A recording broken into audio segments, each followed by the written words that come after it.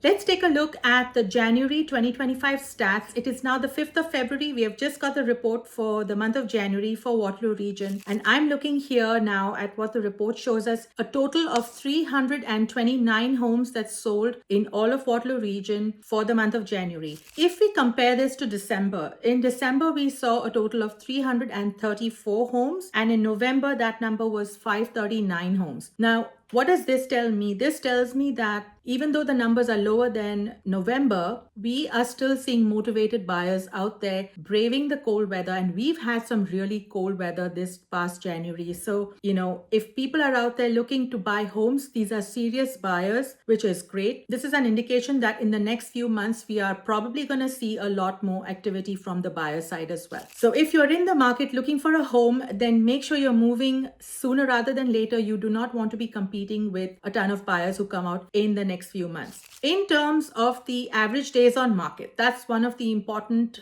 data points that we look at every month. And for January, that number was sitting at 33 days. So the typical average home is sitting on the market for a total of 33 days. This is, of course, including condo apartments, condo townhomes, freehold townhomes, semi-detached, and single detached homes. So that number in December was 37 days on market, and November it was about 27 days on market. So yes, it has gone up a little bit, but these numbers change and vary on a month to month basis depending on the types of homes that are selling. Okay, so another really interesting data point is the monthly supply of homes. So for the month of January, that's just sitting at 2.3. That means we have 2.3 months of inventory on the market before it all goes away and buyers have consumed all of that. That number was 2 months inventory in December on the market, and then in November it was 2.8. So it shows you that the homes that are coming up are starting to sell faster and the inventory is kind of going down, which means, again, if you're a buyer and you're motivated, of course, we are going to see more listings coming up most likely in the next few months, but do get in there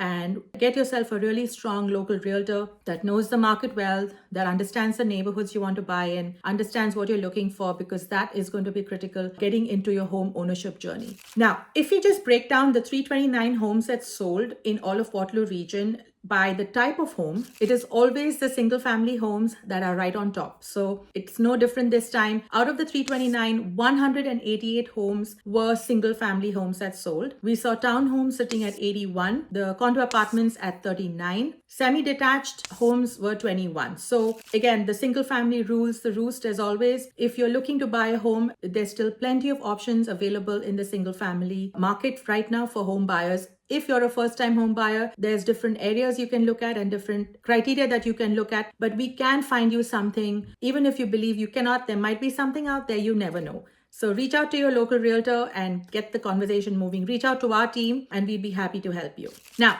what does this report mean for sellers who are in this market? This shows you that there are active buyers, there are motivated buyers, and they are willing to brave the cold weather and get out there and find the home of their dreams. We have seen something interesting that has been happening the past couple of months. We have been on the buyer side and actually putting offers in. Multiple times, there have been multiple offers on the table. So in some of these cases, we have seen multiple offers of 11 offers, 7 offers, 13 offers. But what is interesting is that the purchase price at the end of the day, even with all these offers on the table, is indicative of the fact that people are still watching the interest rates. Yes, they're offering above asking, but not, let's say, crazy above asking. So for example, it is not going 150,000 or 200,000 over asking like we saw during the COVID days. In these instances now, we are seeing, yes, maybe 80, 90, 100,000 over asking, even with 11 offers or 13 offers on the table. So buyers are conscious, buyers are savvy, they know what homes are selling for in the neighborhood. And therefore, as a seller, it's important that you have all this market information with you while you are making a decision to sell your home. Yes, you can get an amazing price for your home in this market. And again, it is important that you work with a realtor who understands the local market and knows all of the information around it for your neighborhood and also what's happening on the buy side. This is Andrea Bailey from the Bailey Advantage Real Estate. Join us next month for our February market update. Stay tuned. Reach out if you have any questions.